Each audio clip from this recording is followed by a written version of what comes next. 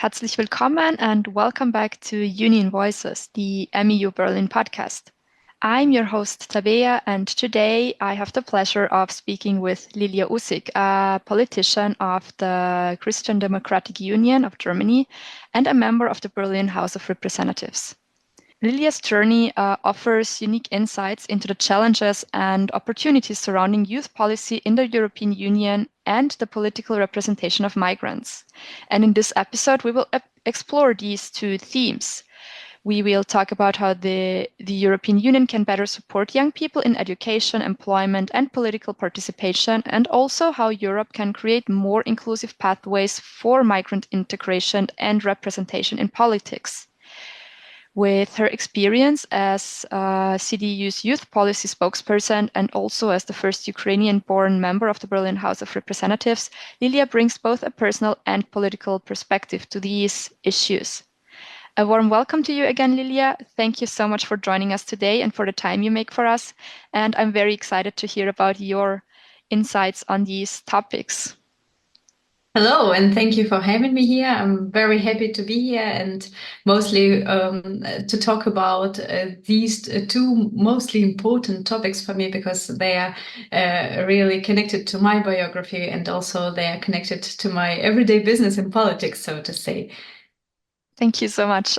So to start, maybe could you introduce yourself again? I know I gave some information, but obviously not a lot. So I would be very happy to have you elaborate on that some more. Thank you for the question.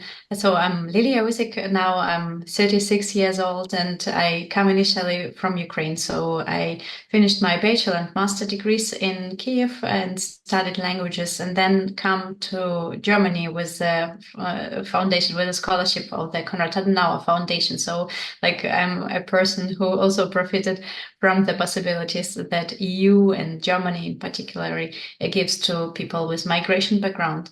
And I had my second master in Germany, in Berlin, and was interested in political participation and asked my friends and colleagues from the foundation, how does it function in Germany? And they told me, just come and see for yourself. So I came and joined them on different discussions and workshops and seminars. And this was my entering into political landscape of Germany and also landscape of Berlin. And after several months, I decided that I would like to participate, actively be engaged in this process and joined the Junge Union. So it's a youth wing of Christian Democratic Party. And then after 1 year, I was a party member as a person without German citizenship for that period of time. I had a guest membership, so I could be part of the party. And it was a very welcoming period of time. After several years, I was also asked whether I want to become a politician myself and to have more responsibilities. So I said yes, and it was the beginning of the changing citizenship, changing process, and all the other steps. And all this time, I also organized different events, seminars, and worked hard on different topics of German politics, but also EU politics. And this was my way into this sphere. Okay, thank you so much. You answered my next question already, which was what made you so interested in politics? So you already said that you benefited from the EU's possibilities for migrants in political participation, in education. Maybe with your personal experience and also with your experience as a politician that is very interested and responsible for these youth topics, what is your assessment of the situation, the current state of youth policy in the European Union? It's very important to talk about these topics because, like, for now, I'm a member of the committee connected to education and youth politics and also family politics in the House of Representatives in Berlin. And I'm meeting all the time young people from Germany and from all over the world, also young people with migration background. And they talk to me about the most pressing issues in their everyday life. And these topics are different from those I knew, like as a young adult, for example. So they told me that they are interested in such topics as mental health. For example, after Corona pandemic, they talked about the topic and they told me it is necessary to put this topic on agenda on political level as well. They also are talking about climate change. It was like a more traditional topic for youth, but they also talk about economy, about their future, because they are not sure that their well-being and their financial state would be the same as it was of their previous generations. So they feel that they are more poor, even working hard, and they don't, they are not satisfied with the situation. The other topic is artificial intelligence, for example. So we have so many deep fakes right now. We have fake news. We have so many challenges. And for many young people, it is complicated to see the truth, to see the difference between the different channels, and they need to critically check all the information they get. So we see that many young people use social media, for example, as their only source of information. And of course, there are some jeopardies connected to that. So we have all these topics and much more individualistic, like care work, for example, if they have parents or relatives that need to be taken care of. So like, if I look across Europe, I see these topics in every country, but on different measures. So we have some countries that have more equality in educational standards and also equal standard of independently of financial status of parents. But we also have EU countries that are still on the way to this equality. And the second topic is the renting or housing problems, because young people, independently where they live, they do not find their house or flat or any housing possibility easily. Like in Germany, it's the most pressing issue, I would say. And young people are still living with their parents and are like dreaming of living a parental Yeah. house, but they don't have money for that or possibilities. And also unemployment issues. We have this differently in different countries of EU. We have different standards, or the current situation in different EU countries is different. So in some countries we have lower levels of unemployment among youth, but in some countries it is so pressing that young people are leaving the countries. And of course it is brain drain for these countries. It's a big problem. Yeah, that makes a lot of sense. So we've heard now that there are a variety of issues that young people bring up, like unemployment, like housing, financial situation, and then also these other issues like climate change, mental health, and everything that comes with that. And we know that the European Union, as you have said too, right now has many different countries with many different backgrounds where the situation is different. So how do we navigate this landscape of so many different backgrounds with so many different levels of progress, let's say, in these topics to better the situation for everyone? I would say we have made good steps on this way. For example, on the European level, we have youth strategy for the period of time 2019 till 2027, and we have amazing programs like Erasmus Plus, and also educational programs. I also was Erasmus student and had my term abroad in Kids College London, profiting from this program. It was amazing period of time. I would say, like, for every European student, Erasmus period of time is like game changer. It's Yeah. like opportunity to start in this adolescence, in this wonderful life of adult. And I see the biggest chance in political participation for young people. So if young people are active civically, like as a civil society active, or active in political sphere, they are louder. They are not let's say that comfortable for politicians, but they are very important. So they need to be politically engaged. And I see it across Germany. We have political parties where young people are not that represented, and we have other parties that have successes in this sphere. So many young people come to them.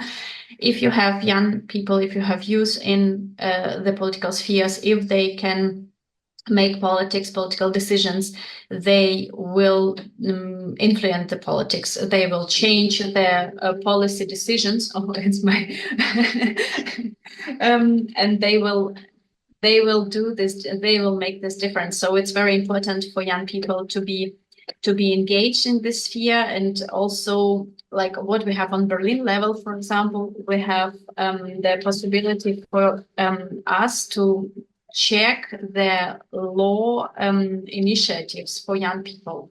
So, for example, what consequences they will have on young people? What consequences will these law initiatives will have on young people?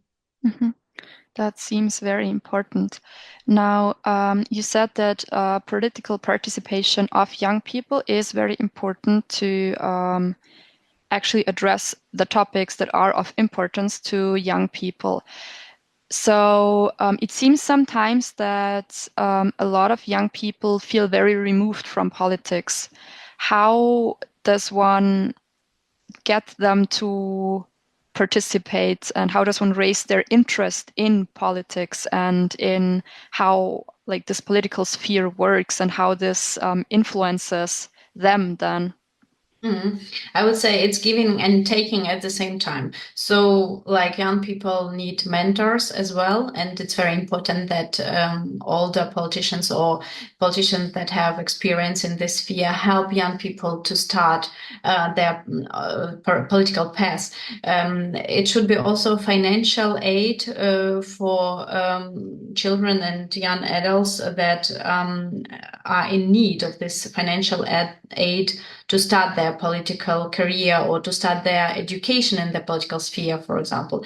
Because for some children from poor families, these are still closed faculties, for example, because they do not have enough money to study economy or politics or international relations, or to go abroad to have their international experience. So it's important to see the individual necessity, and to see the talents as well, and to help them, to mentor them. And of course, like after some period of time, they could be mentors as well, because they saw how their paths developed. And I tried to help all people around me to see these possibilities with the foundation, with the scholarship, and to apply, not to be afraid to lose, not to be afraid if you do not succeed at the first step, but you can try again and again.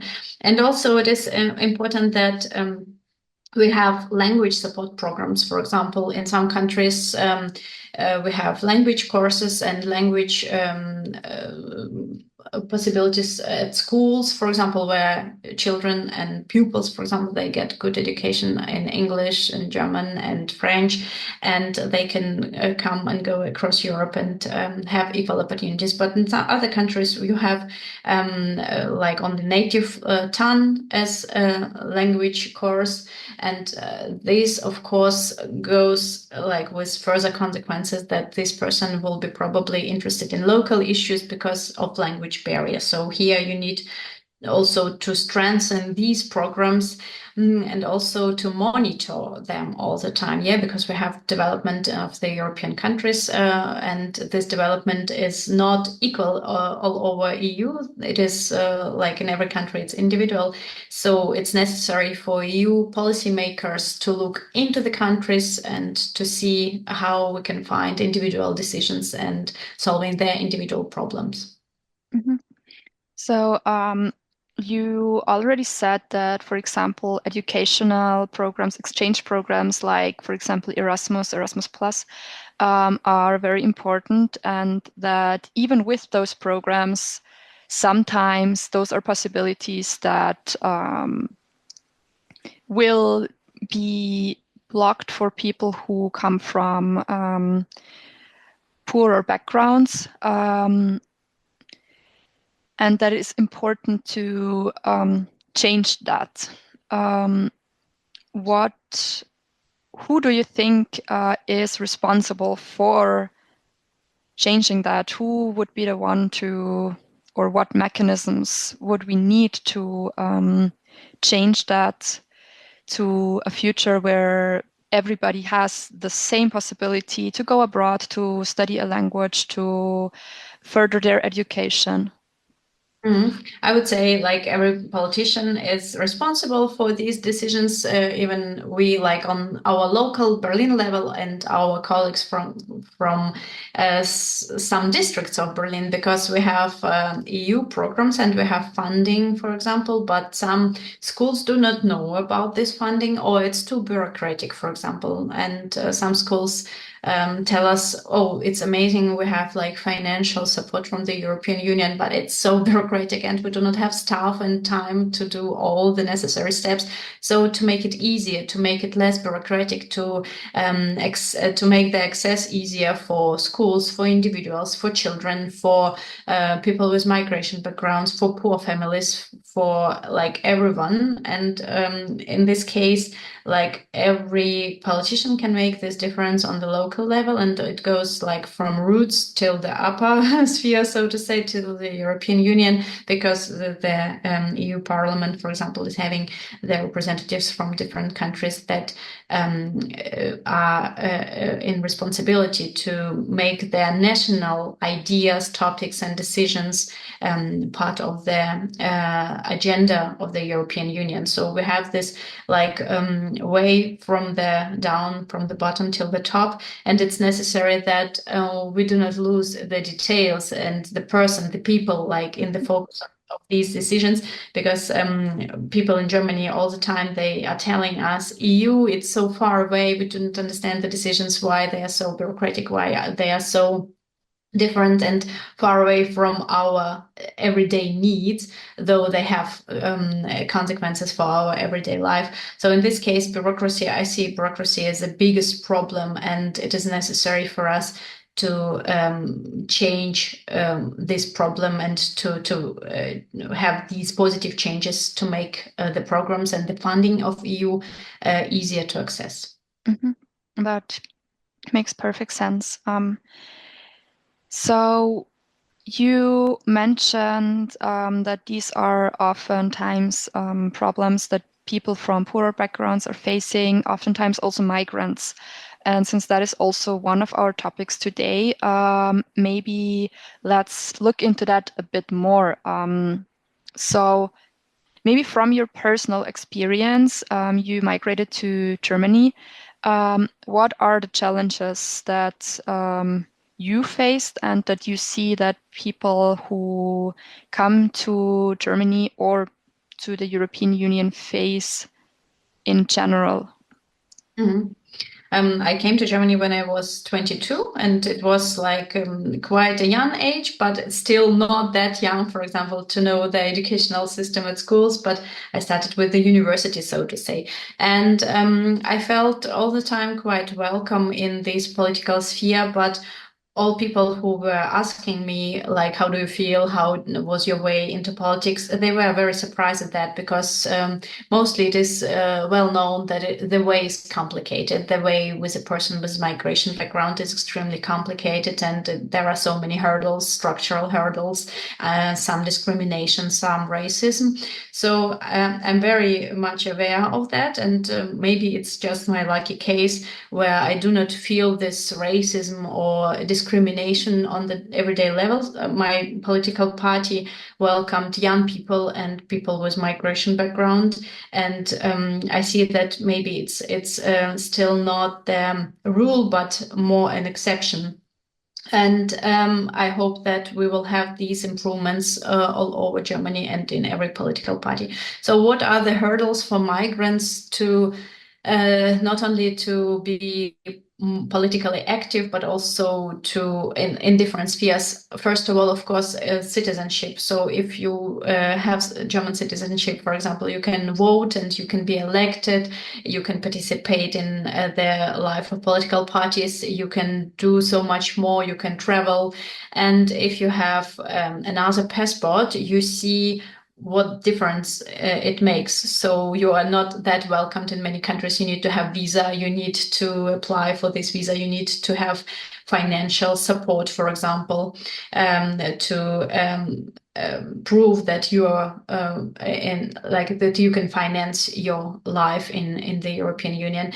And for this political participation, I see that the interest in politics is bigger if you can influence these decisions. For example, if a person knows I have no German citizenship, so I cannot go and vote, what difference does it make? The decision will be made for me. But if you can participate, of course, the interest is bigger. And in Germany, everything is very political. So it's a quite common thing to talk about politics all the time, to criticize. And we are telling, like as political party members, we are telling people, do not criticize all the time only, but go and become active as a political party member and try to be active in the decisions of or solving your problems, because you see how these processes are structured, and it's quite an interesting thing. And the other thing I think we need to have improvements in is the recognition of qualifications. So, for example, for people coming to Germany with higher qualification, it's necessary to recognize it, and it's not easy. It's the easiest way maybe for IT people, but it's extremely complicated for doctors. It's complicated for teachers. It's complicated for other professions, and it sometimes takes you like almost 8 years to recognize your qualification and to start from the career beginning. So like we have this with Ukrainian refugees that or asylum seekers, that they came to Germany and they have amazing education and working experience, but they need to start from the very beginning. And of course, they are very frustrated about that and demotivated. So we need to change on that as well. I've heard that that was a problem a lot. Also back in 2015 already, with that first migrant crisis we had, where people came and they were highly educated and couldn't do anything with their diplomas, with their work experience, which it makes sense that people would be frustrated that they studied for years and worked for years and then they still have to start at zero here. So yeah, that definitely is something that has to be changed. So you mentioned that, of course, political involvement is easier if one has citizenship and if one can actively form the political landscape, if one can actually vote. For those people who do not have that privilege yet, how can we go about including those people or reaching those people to maybe still foster the interest in politics, to maybe foster this motivation to actually actively change something?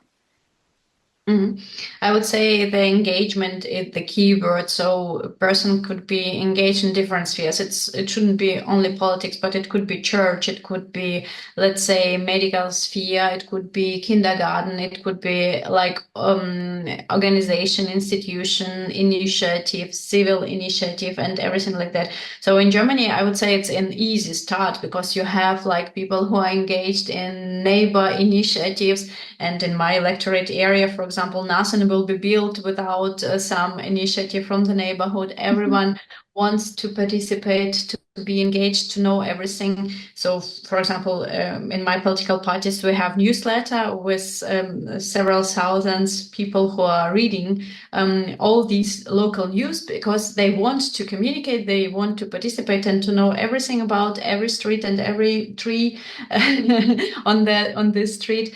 And in Germany, I see that it's rather an exception that a person tells me, I do not have any initiative that I'm engaged into, or I'm not interested in anything. So normally everyone is somehow engaged in some initiative. Maybe it's different from other countries because I would say it's rather a luxury that we have time for that and possibilities, because I know how it was in Ukraine. For example, if you have pressing financial issues and you have 2-3 jobs and you have several children at home, you do not have time for hobbies, so you do not have time for any initiative, and still they're trying to participate, still they're trying to be engaged.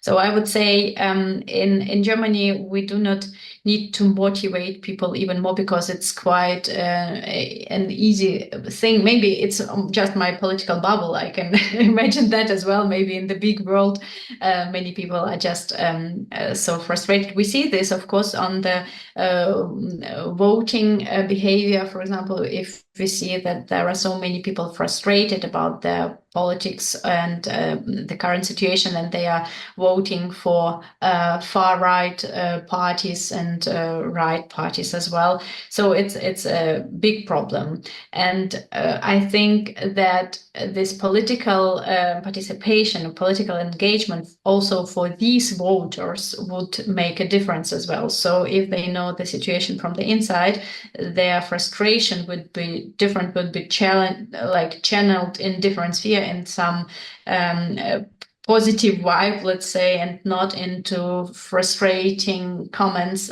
that are repeated in the same circles of friends and acquaintances, where it's like echoing and is even bigger after that. Mm-hmm. Yeah. That also makes a lot of sense. And we see that when people are frustrated, then we have this tendency for more votes on the far right side all across Europe and the world, actually, which seems to be a big problem at the moment. So you have mentioned already that in Germany we have this luxury of having enough time to be politically engaged, to be politically interested, and to actually do something. And then there are a lot of good initiatives. So maybe taking Germany as an example, what could the European Union learn from Germany's approach to political involvement of the population, of young people, of immigrants? Mm-hmm. I would say we have a very traditional political parties. So the political landscape in Germany, it has long roots and it has long-standing history, and it's quite easy to see the difference between political parties. So like when I compare this to Ukraine, when I left Ukraine in 2011, I saw in Wikipedia article, it was like 260 political parties in Ukraine. So I mean, like there were so many, and they were sometimes one day political party connected to one person, and then after the election they disappeared. So you couldn't understand the difference between political parties, their ideology. There was no ideology. It was more like populism. And in Germany, you have these stable political landscape, and you can decide. We have like application, Valomat. I do not know whether we have it on the European level, but I like it a lot in Germany. It helps us and it helps young people as well. So in this Valomat application, you answered like nearly 40 questions, and it's normally used before the elections. And these are the programmatic positions of different political parties. So after answering these questions online, you see the results, what percentage makes you nearer or closer to which party. Let's say in my case, it's like 85% of Christian Democratic Union. So I see, okay, it's a good party for me. And let's say the next is Social Democratic Party, and the next one is Federal Liberal Party, and the next Green, and everything everything after that. And I see that, okay, it was the right choice for me to be a member of the Christian Democratic Union, so I can see that the decisions and the positions of this party are also good positions for me. Of course, you do not have ideal party where you have like 100% improvement. Yeah, but that's hard. it's a close one. And this thing is very important for European countries as well. So to differentiate between parties, to have good traditions in the political parties. And what we also have in Germany that I like a lot, and for it could be interested for the European Union, is the educational sphere. We have this vocal education. So after school, you can go to the university, but you also can go and have this dual vocal trainership and education. So it means like you're working in the entrepreneurship and also you're studying, and it's almost all the time connected to professions that are not that much in the focus of financial foundations, so non-academic basis. And it's extremely important that we have such possibilities, not only for high flyers and for those talented and supported, but also for those who would like to work with their hands and to have a good job and good salary, and they can work hard and would like to do that. So this vocal education is something that we like a lot, because it's like some kind of core for our entrepreneurship. And this thing could be also like used across the Europe. What is not that ideal in Germany is bureaucracy. So we see that like it's an anecdotal how bureaucratic Germany is sometimes, and where we still need improvements is the sphere of digitalization. Like we are far away from, let's say, Scandinavian countries or even like Baltic countries that are on the first place with digitalization. And in Ukraine, I know that the applications for registering this and that and starting your startup, they are so easy. You can do it with 2 clicks. And in Germany, you have everything crushed on bureaucracy and lack of digitalization. Yeah. Since this might be a little off topic now, since you brought it up about vocations and learning a trade, I feel like in the past years, this has made kind of a comeback, especially when it comes to the reputation, because, and this might just be me, but I feel like before that, it was more something considered, it was considered to be like the education someone would take if they don't have what it takes for university. And I feel like in the last years, this has lost this stigma, so to speak, and people value it more again, which I think is a very positive development, because these are important jobs that we need qualified people for. And I don't know if this is just me. I just wanted to ask if this was maybe something that you have seen too, or if this is something that is somehow mirrored on a political level. Yeah, thank you. It's an amazing remark, because this topic is like the topic that goes with me everywhere. In Germany, in Ukraine, it was the same thing. It was like in the Soviet Union, these professions were like very much asked for. And after the like in 90s, we saw that these professions and these vocal education trainership were stigmatized, and it was told that only pupils with very bad marks, for example, without good future and without financial support of their parents, will go there, and they have these low-key professions, and they will not have good salaries. So I came to Germany, and everyone is telling me it's amazing path, and it's not necessary for everyone to go to the university. In Ukraine, everyone had university qualification, like taxi driver had some philosophy, let's say, and like everyone, it was like absolutely necessary and the only way. So every parent sent a child to the university. In Germany, no, they said from the very beginning, okay, for some children, it's better to go to the university. For some pupils, it's better to start this dual traineeship. And for those who start dual traineeship education, they start their career path when they are 20, let's say. And those who go to the university, they start with 30 in the best case. So you have 10 years difference. And when they are both like 35, let's say, they have the same salary and they have good possibilities, and they are respected and appreciated in the society. So it's an amazing thing. And I'm still trying to adjust to this system, because in my head it's all the time, oh my God, I have a small child, it's my son, and I want the better future for him, and I want him to go to the university. And then someone comes to me and say, okay, you'll see how he goes, maybe this way is better for him or that way.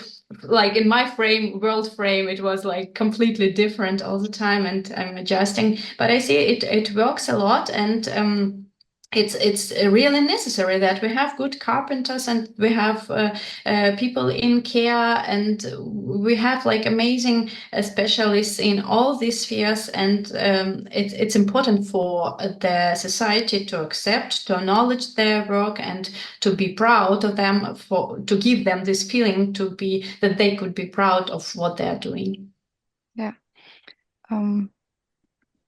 I'm very happy now that I asked you that. So maybe we went into this a little already,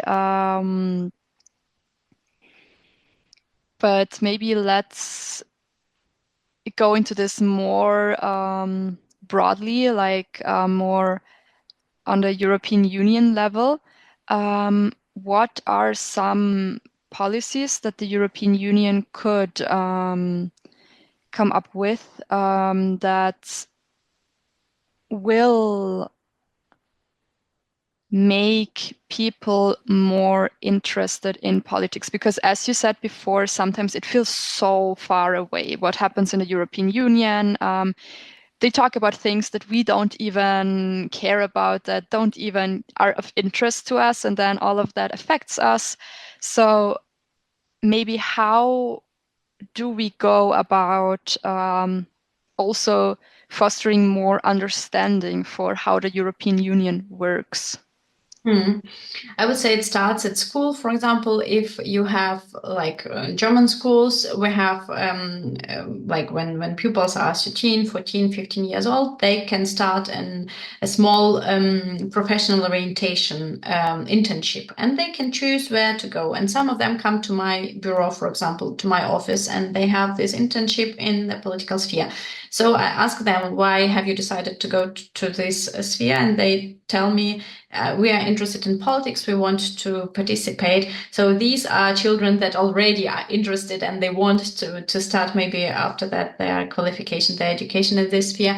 But of course, we have so many that still do not see this political participation as necessary.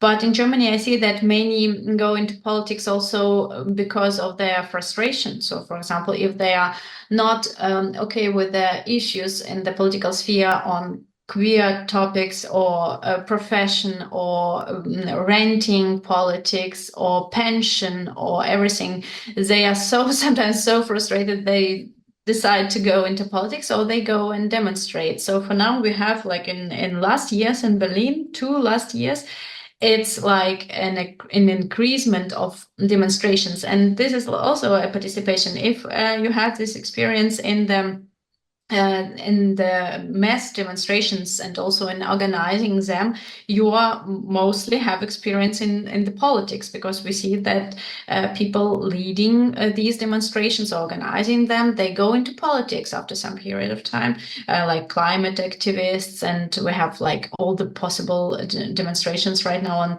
transportation politics and social workers and everything. So this is one way. And I think the second way, mostly important for the European Union, is what we are already doing, and we can increase these initiatives, is learning from each other. So if you have this experience abroad, you are a reacher, like you have this knowledge, and you come back and you have this know-how, you can like change the politics at home for better, because you learned it from different countries. And I think like EU without borders, EU that opened for young people, is an amazing place to learn, because every country has advantages and know-how and good things and good practices, best practices. Knowing them, we can change the politics at home for better as well. That makes a lot of sense. I feel like it would help to make it clearer for young people that maybe they are already politically active, even though it is not in the very stereotypical way, let's call it that. As you mentioned, if you organize protests or demonstrations, if you are somehow involved in organizations, in anything concerning civic engagement, then that is already a political action you're taking. So that was very good, I think, to hear again. So maybe to come back to the representation and integration of migrants again in the European Union, and maybe also in European Union institutions. What are some improvements you see we could still make in this sphere? I would start with language courses, because if a person has a necessity to improve the language skills, it's necessary that we have good structures on that, and that people with migration background or asylum seekers have these language courses to the level that helps them to work and to be in the education, like enrolled in the educational programs. The programs for integration into labor markets are extremely important. So, for example, not only qualification and acknowledgement, but also like helping people with migration background and people with refugee status to start working in Germany. I think it's giving and taking at the same time. So it's not only that I want, for example, that EU gives and not asks for everything back. It's important that we not only give, but we also monitor, we help, and we support the person in this way. But of course, I hope that this person gives this experience back, and this person is willing to integrate, to be part of the society, is interested in the culture, in the labor market, in going into this labor market, in acknowledgement of qualification. And we have like big frustration in Germany on that issue, because many people see that the refugee seekers are like dependent on social financing and not part of the labor market. So this is like one of the reasons why people go and vote for far right. So it's not okay in my eyes.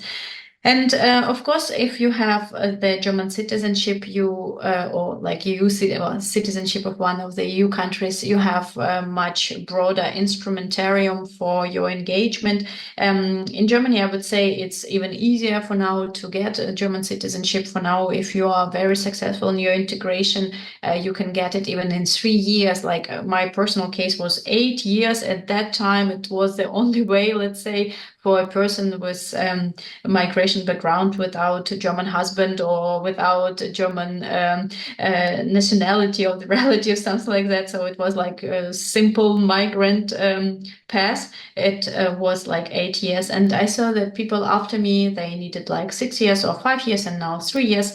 I think it's a good thing. Of course, we need to see how this integration goes. It's the key to success.